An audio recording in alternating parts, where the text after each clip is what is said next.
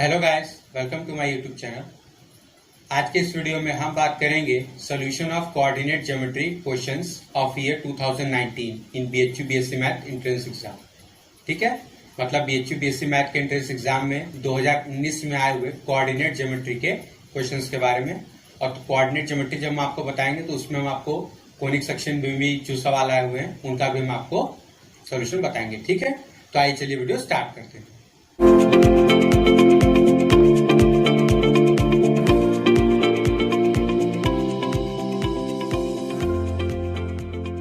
तो देखिए, हमारे पास ये आया हुआ है क्वेश्चन ईयर 2019 में। कह रहा है area of the triangle found by the lines x square plus 4xy plus y square is equal to 0 and x plus y is equal to 1। ठीक है, ऑप्शंस आपके पास दिए हुए हैं।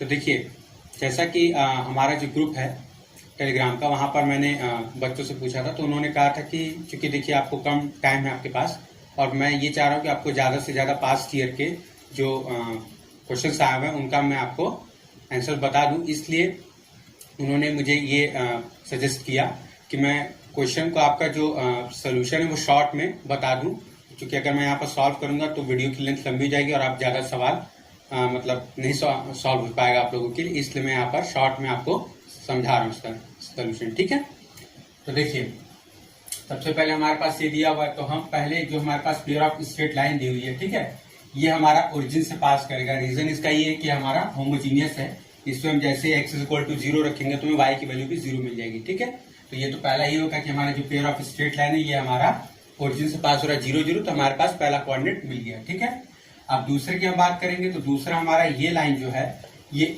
क्योंकि इसमें दो लाइन है हमारे पास, तो इसके लिए हमें दो कोऑर्डिनेट मिलेंगे। ठीक है, जो कि इसमें एक लाइन से ये बनाएगा और दूसरी वाली लाइन से बनाएगा। तो हम क्या करेंगे, इससे y की वैल्यू निकाल करके पहले वाले में पुट कर दिए, तो हमें y is equal to 1 minus x मिलेगा। वो चीज हम पहले वाले में रखें, यहाँ पर सॉल्व किए तो हमें x की ये वैल्यू मिल गई। ठीक है, 1 प्लस माइनस √3/2।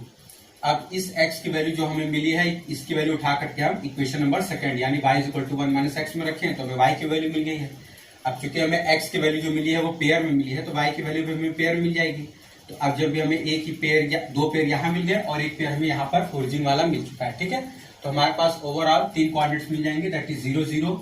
फिर यहाँ पर देखिए कि अगर x 1 प्लस है तो आपका y 1 माइनस आया है, तो आपका 1 प्लस तो 1 माइनस, और यहाँ पर 1 माइनस √3 तो यहाँ पर 1 प्लस √3। ठीक है, अपॉन में 2, ये आपका आ गया। अब अगर आपके पास 3 कोऑर्डिनेट्स दिए हुए हैं तो आपको एरिया ऑफ ट्रायंगल निकालने का फॉर्मूला पता है, हमारे पास होता है half determinant of x1 x2 x3 y1 y2 y3 और 1 1 1। ठीक है, ये हमारे पास होता है। तो अब हम यहाँ पर वैल्यू पुट कर देते हैं, तो यहाँ पर 0 0 हो जाएगा, फिर ये वैल्यू, लास्ट में आपका तीनों लाइन 1 1 1 की हो जाएगी।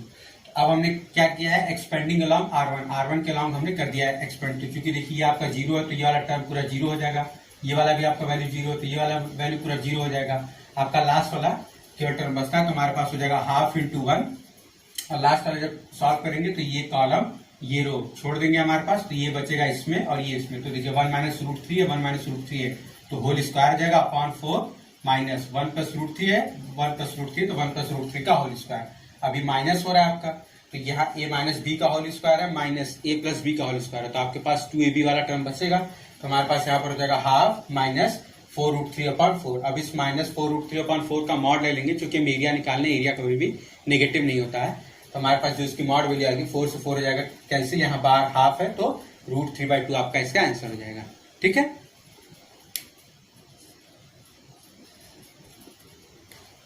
अब अगला देखिए, ये हमारे पास है क्वेश्चन, ये भी ईयर 2019 में आया है। कह रहा है if a is equal to, आपका कोऑर्डिनेट दिया हुआ है, b का कोऑर्डिनेट दिया हुआ है, c कोऑर्डिनेट का दिया हुआ है, कह रहा है कि ये तीनों वर्टिसेस ऑफ अ ट्रायंगल है। ठीक है, तो उसके बाद कह रहा है कि जैसे जैसे अल्फा वैरी करेगा locus of its centroid is, उसके सेंट्रॉइड का लोकस क्या होगा। ठीक है, तो देखिए लोकस वाला जब मैंने आपको पार्ट बताया था तो वहां पर मैंने आपको कंडीशन ये बताई थी कि सबसे पहले हम क्या करते हैं कि देखिए हमारे पास ये हमें पता है कि जो भी गिवन कंडीशन होती है पहले हम उसको फॉर्मुलेट करते हैं। ठीक है, तो जैसे हमारे पास अगर कोई भी ट्रायंगल है और उसके अगर ये कोऑर्डिनेट्स हमारे पास होते हैं x1 y1 x2 y2 x3 y3, तो जो उसका सेंट्रॉइड होता है उसका हमारे पास कोऑर्डिनेट होता है x1 plus x2 plus x3/3 और y1 plus y2 plus y3/3। ठीक है, अब हमारे पास यहाँ पर x1 की जगह पर cos अल्फा है, x2 की जगह पर sin अल्फा और x3 की जगह पर 1 है।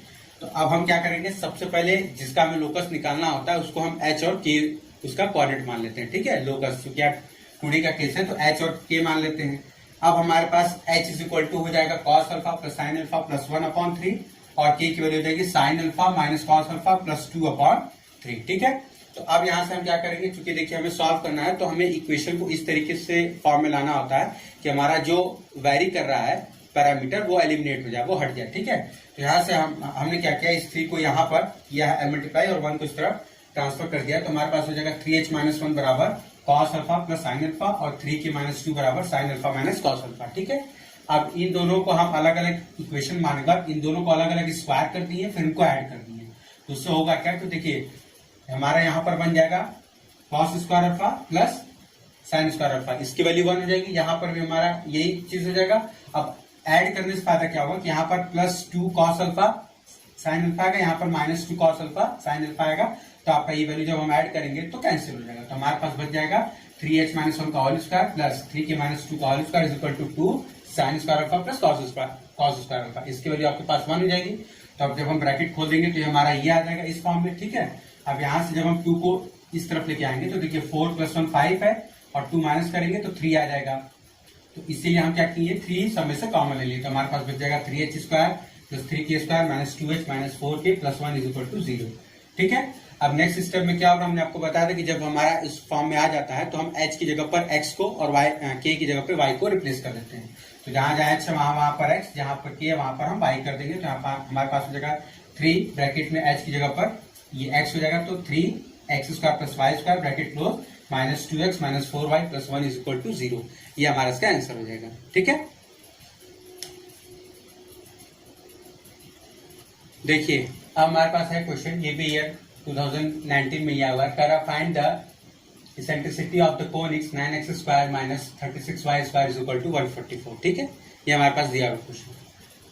तो देखिए सबसे पहले हम क्या करेंगे, जब भी हमारे पास कोई भी कोनिक्स दिया होता है इस फॉर्म का, तो आपको पता है कि आपका जो भी कोनिक्स होता है उसका स्टैंडर्ड इक्वेशन में इस तरफ हमारे पास 1 होता है। तो हम क्या करेंगे, दोनों तरफ में 144 से डिवाइड कर देते हैं। तो हमारे पास आ जाएगा x square upon 16 minus y square upon 4। अब देखिए एक्स स्क्वायर के अपॉन में जो वैल्यू है वो वाई स्क्वायर के अपॉन जो वैल्यू है उससे बड़ी है। इसका मतलब ये हो जाएगा कि ये हाइपरबोला रिप्रेजेंट कर रहा है, क्योंकि यहाँ बीच माइनस है और उसका जो एक्सिस है, ठीक है, ट्रांसवर्स एक्सिस, वो आपका एक्स एक्सिस है, ठीक है। ये जो आपका एक्स एक्सिस है ये एज उसका ट्रांसवर्स एक्सिस एक्ट कर रहा है। तो अब हमें एक फॉर्मूला पता है, B square is equal to A square bracket में ई स्क्वायर माइनस 1, क्योंकि हाइपरबोला के केस में आपका इसेंट्रिसिटी हमेशा 1 से बड़ा होता है, इसलिए हमारे पास ई स्क्वायर माइनस 1 होता है, ठीक है। तो अब हमारे पास यहाँ पर ए स्क्वायर की वैल्यू दी हुई है 16, बी स्क्वायर की वैल्यू दी हुई है 4। हम यहाँ पे पुट करेंगे तो हमारे पास आ जाएगा 4 upon 16 is equal to E square minus 1। E square की हमारे पास वैल्यू आ जाएगी 5/4, ई की वैल्यू आ जाएगी हमारे पास √5/2। अब देखिए आपको जो ऑप्शंस दिया हुआ है यहाँ पर वो 5/4, 4/3, 4/5, 6/5 ये ऑप्शन दिया हुआ है। तो इनमें से आपको कोई भी ऑप्शन मैच नहीं कर रहा है। तो बेसिकली इसमें होना क्या चाहिए था कि आपको इस क्वेश्चन में ई स्क्वायर की वैल्यू पूछी जानी चाहिए थी, क्योंकि अगर हम ई स्क्वायर निकालते तो हमारा ई स्क्वायर की वैल्यू जो है वो 5/4 आ रही है, ठीक है। तो हमारे पास इसेंट्रिसिटी तो इसकी यही आएगा, जो कि इसमें ऑप्शन ही नहीं है कहीं पर, लेकिन हमें जो चीज पूछी जानी चाहिए थी वो ई स्क्वायर पूछा जाना चाहिए था, ठीक है।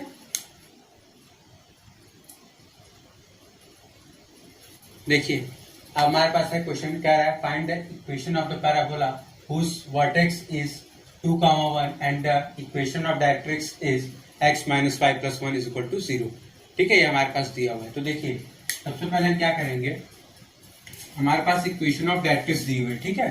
तो देखिए यहाँ पर जब आप ध्यान से देखिए ये हमारा है फिगर। तो अब इक्वेशन ऑफ डायरेक्ट्रिक्स जो हमें x minus 5 plus 1 is equal to 0 ये दी हुई है। तो हमारे पास इक्वेशन ऑफ लाइन जो कि इसके परपेंडिकुलर होगी, तो जाहिर सी बात है कि इस लाइन में देखिए जो आपका स्लोप है वो 1 है, तो उस लाइन का जो स्लोप होगा जो कि इस लाइन के परपेंडिकुलर होगा उसका स्लोप हमारे पास -1 हो जाएगा, ठीक है।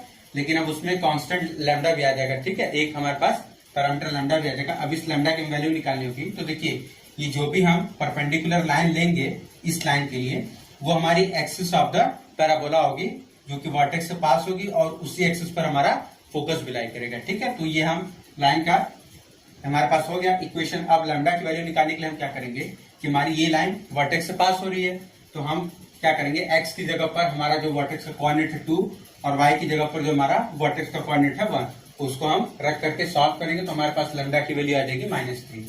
ठीक है, अब इंटरसेक्शन पॉइंट निकालने के लिए हम क्या करेंगे, ये दोनों हमारे पास ये दोनों लाइन का है हमारे पास इक्वेशन, तो इनका इंटरसेक्शन पॉइंट हम निकाल लेंगे इन लोग को सॉल्व करके, तो हमारे पास वैल्यू आ जाएगी 1, 2। ठीक है, दैट इज इनका जो इंटरसेक्शन पॉइंट हो जाएगा वो हो जाएगा 1, 2 ये। ठीक है, अब उसके बाद हमारे पास क्या रहा, now vertex is mid point of focus and the intersection point, मतलब ये जो पॉइंट है हमारा वर्टेक्स, ये इस फोकस का और इस इंटरसेक्शन पॉइंट का मिड पॉइंट है। मिड पॉइंट जाहिर सी बात है कि हमारा वर्टेक्स से जितनी दूर फोकस होता है वर्टेक्स से उतनी दूर हमारा डायरेक्ट्रिक्स की लाइन भी होती है। ठीक है, तो अब यहां से जब हम इसका फोकस का कोऑर्डिनेट निकालेंगे तो हमारे पास हो जाएगा h + 1/2 = 2। ठीक है, हम इसमें क्या कर रहे हैं, मिड पॉइंट का फॉर्मूला लगा दे रहे हैं, तो हमारे पास h की वैल्यू यहाँ से 3 मिल जाएगी और k की वैल्यू हमारे पास 0 मिल जाएगी, तो हमारा जो फोकस हो जाएगा वो 3,0 हो जाएगा। अब हमें पता है कि हमारे पास होता है SP = EPM। ठीक है, हमारे पास कोई भी कोनिक्स होता है, चाहे पैराबोला हो, इलिप्स हो, हाइपरबोला हो, सभी केस में हमारे पास SP = EPM हमारे पास होता है। पैराबोला के केस में E की वैल्यू हमारे पास 1 होती है, तो हमारे पास यहाँ से हो जाएगा SP = PM। अब चूंकि SP = PM है तो उन लोग का स्क्वायर भी आपस में बराबर होगा, तो हमने वही किया हुआ है कि SP की वैल्यू हमने यहाँ से निकाल ली है, P हमारे पास कोई भी आर्बिट्रेरी पॉइंट है, SP की वैल्यू हमने यहाँ से निकाल ली है ये, और उसके बाद हमारा जो PM है वो एक पॉइंट से एक लाइन पर परपेंडिकुलर डिस्टेंस का जो फॉर्मूला होता है वहां से हमने निकाल लिया। इस पूरे को हमने सॉल्व कर लिया तो हमारे पास आंसर आ गया है x² + y² - 14x + 2y + 2xy + 17 = 0। ठीक है, देखिए अब हमारे पास है क्वेश्चन, कह रहा है if the vertices of the triangle are 6, 0, 0,6 and 6,6 then the distance between its circumcentre and centroid is. ठीक है, तो देखिए इसके लिए तो पहली बात आपको जो चीज जानना जरूरी वो होता है कि हमारे पास सेंट्रॉइड क्या होता है, सर्कमसेंटर क्या होता है, इन सेंटर क्या होता है, एक्स सेंटर क्या होता है, ऑर्थो सेंटर क्या होता है, ये सब आपको पता होना चाहिए। ठीक है, अब देखिए हमारे पास सबसे पहले अगर आपको इस तरह का दिया हो, ठीक है, तो देखिए आपको सर्कम सेंटर निकालने में प्रॉब्लम होगी, तो जब भी आपके पास अगर वर्टिसेस दी हो तो वर्टिसेस से आप पहले ट्रायंगल फॉर्म कर लीजिए, तो आपका जो होगा वो आपको क्वेश्चन सॉल्व करने में इजी हो जाएगा। तो देखिए हमारे पास यहाँ पर 3 है तो हमने ड्रॉ कर लिया 0, 6, 6, 0 और 6,6। अब देखिए हमें पता है कि सर्कम सेंटर जो होता है वो point of intersection of perpendicular bisectors होता है। जैसे हमारे पास ये ट्रायंगल की एक लाइन हो गई तो इस पर अगर हम परपेंडिकुलर बाइसेक्टर डालते हैं और इस वाली लाइन पर अगर हम परपेंडिकुलर बाइसेक्टर डालते हैं और इस वाली लाइन पर भी अगर हम परपेंडिकुलर बाइसेक्टर डालते हैं तो हमारा इनका जो इंटरसेक्शन पॉइंट आता है जिस जगह पर वो एक आपस में एक दूसरे को कट करते हैं वही हमारा सर्कम सेंटर होता है। तो यहाँ पर इस केस में क्या होगा कि हमारा इस AB लाइन का मिड पॉइंट हमारे पास 6,3 हो जाएगा और इस BC लाइन का हमारे पास मिड पॉइंट 3,6 हो जाएगा। तो अब इस लाइन AB के लिए जब हम परपेंडिकुलर ड्रॉ करेंगे और इस लाइन BC के लिए जब हम परपेंडिकुलर ड्रॉ करेंगे उनके मिड पॉइंट से, तो वो एक दूसरे को 3,3 पर कट करेंगे। ठीक है, अब देखिए हमारे पास सर्कम सेंटर का जो कोऑर्डिनेट आ जाएगा वो हमारे पास 3,3 होगा। अब इसमें ध्यान देने वाली बात ये है कि ये जो हमारा लाइन है, ठीक है, ये वाली लाइन है, ये इनका इंटरसेक्शन जो है वो इस लाइन पर ही लाई करेगा और इस लाइन के भी मिड पॉइंट पर ही लाई करेगा। ठीक है, अगर आप चाहें तो उसका प्रूफ अगर मैं आपको बता दूं तो ये होता है कि देखिए हमारे पास इंटरसेक्ट फॉर्म है ये x/6 + y/6 = 1। अब हमारे पास ये जो पॉइंट यहाँ पर लाई कर रहा है हमने कहा 3,3 है, रख के देख लेते हैं। तो x की जगह पे 3 रखेंगे तो 1/2 + 1/2 = 1, ये हमारा वेरीफाई हो जा रहा है। तो मतलब ये पॉइंट जो है वो इस जगह पे लाइन करेगा और इसके लिए हमारा मिड पॉइंट भी होगा 3,3, आपको पता ही है। अब उसके बाद हमारे पास कोऑर्डिनेट ऑफ सेंट्रॉइड जो होता है वो आपको पता है कि तीनों कोऑर्डिनेट का सम / 3 x के लिए और तीनों कोऑर्डिनेट का सम / 3 y के लिए। तो हमारे पास ये हो जाएगा, तो हमारे पास सेंट्रॉइड का कोऑर्डिनेट आ जाएगा 4,4। अब हमारे पास 2 पॉइंट्स हमें मिल गए 3,3, 4,4, उनके बीच की डिस्टेंस हम निकालेंगे तो हमारे पास √2 उसका आंसर आ जाएगा। ठीक है, देखिए अब हमारे पास है क्वेश्चन दिया हुआ है, कह रहा है equation of the circle passing through 1, 0, 0,1 and having the smallest possible radius. ठीक है, हमें ऐसे सर्किल का इक्वेशन निकालना है जो कि 1, 0, 0,1 से पास कर रहा हो और इसका रेडियस जो है वो जितना छोटा से हो सके उतना हमारे पास छोटा हो। ठीक है, तो देखिए सबसे पहले हम जनरल इक्वेशन ऑफ सर्किल ले लेते हैं, वो हमारा हो जाएगा x square plus y square plus 2gx plus 2fy plus c is equal to 0। ठीक है, ये हमारे पास हो जाएगा। जिस केस में हमारे पास जो रेडियस होता है, इस केस में होता है root over g square plus f square minus c. अब हमें इसी रेडियस की वैल्यू को मिनिमाइज करना है। तो देखिए हमारा ये जो रेडियस है ये डिपेंड कर रहा है जी पर, एफ पर और सी पर, तीनों पर। तो हमें ये करना होगा कि इस रेडियस को किसी एक पैरामीटर में चेंज करना पड़ेगा। तो उस एक पैरामीटर में चेंज करने के लिए हम क्या यूज करेंगे, जो हमारे पास दिया हुआ है कि जो हमारा सर्कल है वो 1 0 और 0 1 से पास हो रहा है। एक बार हम 0 1 पुट करेंगे और एक बार 1 0 पुट करेंगे तो हमें बेसिकली दो वैल्यूज मिल जाएगी। पहले मिल जाएगा 2g plus 1 plus C is equal to 0 और दूसरे मिल जाएगा 2f plus 1 plus C is equal to 0। तो इन दोनों से हम g और f की वैल्यू निकालेंगे इन टर्म्स ऑफ c। तो हमारे पास g की वैल्यू आ जाएगी -1 माइनस सी अपॉन 2, f की वैल्यू आ जाएगी -1 माइनस सी अपॉन 2। अब ये वैल्यू उठा करके इस रेडियस r वाले में हम रखेंगे तो हमारे पास r इज इक्वल टू ये आ जाएगा। ठीक है, अब इसको हम सॉल्व करेंगे तो हमारे पास r की वैल्यू आ जाएगी 1 अपॉन रूट 2 रूट ओवर सी स्क्वायर प्लस 1। हमारे पास r की वैल्यू मिनिमम क्या हो सकती है, 0 हो सकती है। ठीक है, तो अब हम यहाँ पर देखेंगे कि हमारे पास जो अंडर रूट में जो क्वांटिटी है सी स्क्वायर प्लस 1, ये c की रियल वैल्यू के लिए कभी 0 हो नहीं सकता, क्योंकि हमारा c जो है वो स्क्वायर के टर्म में है। तो किसी भी रियल नंबर का स्क्वायर -1 तो हो ही नहीं सकता कि हमारा ये सी स्क्वायर प्लस 1 0 हो जाए। तो इसके लिए लीस्ट हमारे पास क्या हो सकता है कि c की वैल्यू हम 0 ले लें। ठीक है, क्योंकि अगर हम c की वैल्यू निगेटिव भी लेंगे तो वो स्क्वायर है, ऐड होकर के हमारे पास कोई ना कोई वैल्यू दे देगा। तो हमारे पास for c is equal to 0 r will be minimum. अब हमारे पास putting c is equal to 0, हम इस थर्ड और फोर्थ में c की वैल्यू जैसे 0 पुट करेंगे तो हमारे पास g की वैल्यू -12, f की वैल्यू -12 मिल जाएगी। अब इस g, f और c की वैल्यू उठा करके हम जो जनरल इक्वेशन ऑफ सर्किल लेते हैं वहां पर रखेंगे तो हमारे पास मिल जाएगा x square plus y square. 2gx है, g की वैल्यू -12 है तो -x, y f की वैल्यू -12 है तो -y, c की वैल्यू 0 है तो 0 इज इक्वल टू 0 हमारे पास आंसर आ जाएगा। ठीक है, देखिए अब हमारे पास है क्वेश्चन दिया हुआ, ये भी है 2019 में आया हुआ। कह रहा a line is such that its segment between the lines 5x - 5 + 4 is equal to 0 and 3x + y - 4 is equal to 0 is bisected at point 1,5। What is its equation. ठीक है, तो देखिए जब भी आपके पास ऐसा क्वेश्चन आता है तो सबसे पहले तो मैं आपको सजेस्ट यही करूंगा कि आप उसको ऑप्शंस रख करके क्रॉस चेक कर लीजिए। जैसे फॉर एग्जांपल देखिए अगर हमारे पास यहाँ पर है कि ये जो लाइन है ये पास कर रहा है यहाँ से, क्योंकि ये जो पॉइंट है ये इसी लाइन का मिड पॉइंट है। ठीक है, इन दोनों लाइंस के बीच में। तो ये हमारा जो पॉइंट है, इस जो हमारे पास ऑप्शन दिए हुए इनमें से किसी एक को सेटिस्फाई करेगा, या हो सकता है कि मोर देन 1 हो। तो जब मोर देन 1 होगा तो मैं आपको केस बता दे रहा हूँ कि इसको सॉल्व कैसे करेंगे। तो पहले हम ये रख के देख लेते हैं। तो देखिए यहाँ पे रखेंगे तो ये वैल्यू हमारे पास 0 आ जाएगी, दूसरे में रखेंगे तो 0 नहीं आएगी, तीसरे में रखेंगे 0 नहीं आएगी, चौथे में रखेंगे 0 नहीं आएगी। तो हमारे पास पहला ऑप्शन हो जाएगा। ठीक है, लेकिन अगर मान लीजिए कि अब आपके पास ऐसा इक्वेशन दिया हुआ है जहां पर मोर देन 2 लाइंस आपका मान लीजिए कि इन केस आपके पास आ जाता है, तो उसको सॉल्व कैसे करेंगे। देखिए हमारे पास ये मान लीजिए बेसिकली दो तरह हमारे पास ये 2 लाइन हो गई। अब इस पॉइंट और इस पॉइंट पर, ठीक है, हमारे पास मान लेते हैं कि इसका कोऑर्डिनेट x1 y1 है और इसका कोऑर्डिनेट मान लेते हैं x2 y2 है। अब अगर ये हमारे पास 5x - y + 4 वाली लाइन हो गई और ये हमारे पास 3x + 4y - 4 वाली लाइन हो गई।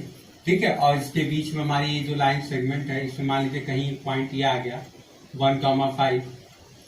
अब देखिए बेसिकली यहाँ पर आपके पास 4 अननोन है, तो हमारे पास इसके 4 इक्वेशंस बन जाते हैं। कैसे, देखिए सबसे पहले हमारे पास ये बन जाएगा कि चूंकि ये पॉइंट x1 y1 इस लाइन पर लाई कर रहा है तो ये इसको सेटिस्फाई करेगा। तो हमारे पास पहला बन जाएगा 3x1 + 4y1 - 4 is equal to 0।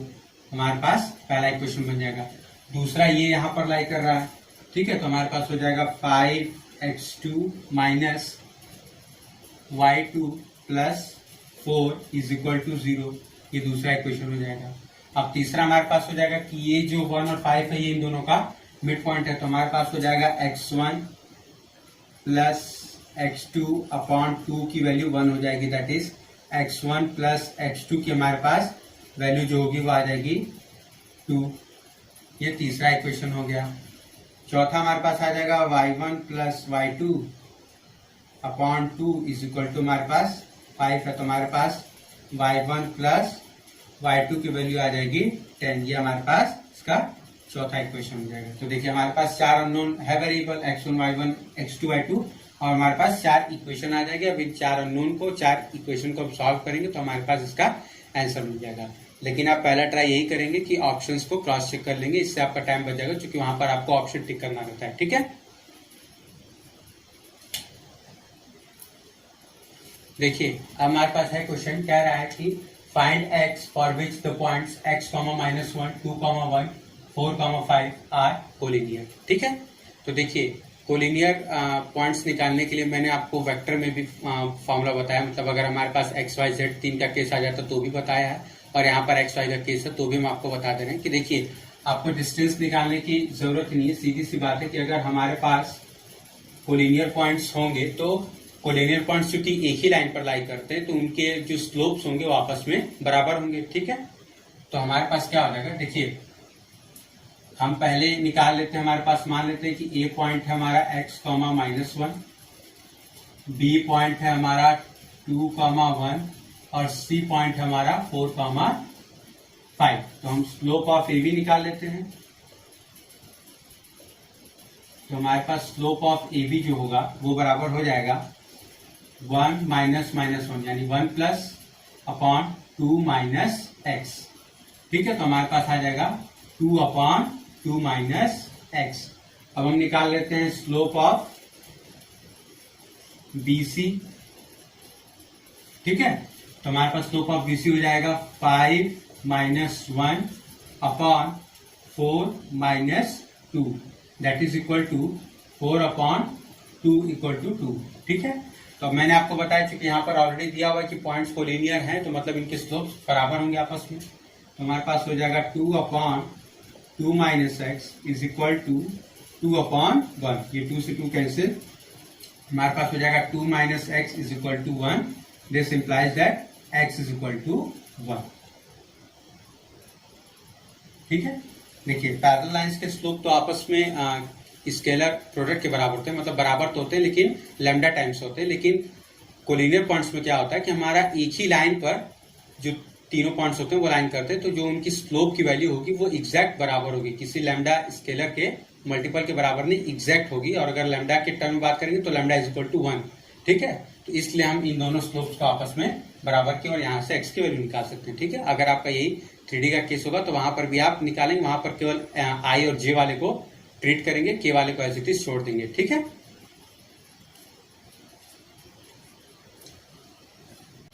तो देखिए आज के वीडियो में इतना ही। आज के वीडियो में बेसिकली मैंने आपको BHU BSc मैथ के एंट्रेंस एग्जाम में 2019 में आए हुए कोऑर्डिनेट ज्योमेट्री की जो भी थे क्वेश्चन पूरा मैंने आपको बता दिया। अगर आपको वीडियो अच्छी लगी हो तो प्लीज वीडियो को लाइक करिए, शेयर करिए और मेरे चैनल को सब्सक्राइब कर लीजिए। साथ ही साथ बेल आइकन भी प्रेस कर दीजिएगा ताकि मेरे चैनल पर आने वाले वीडियोस की नोटिफिकेशन आपको मिल जाए। तो मिलते हैं नेक्स्ट वीडियो में, तब तक के लिए थैंक यू।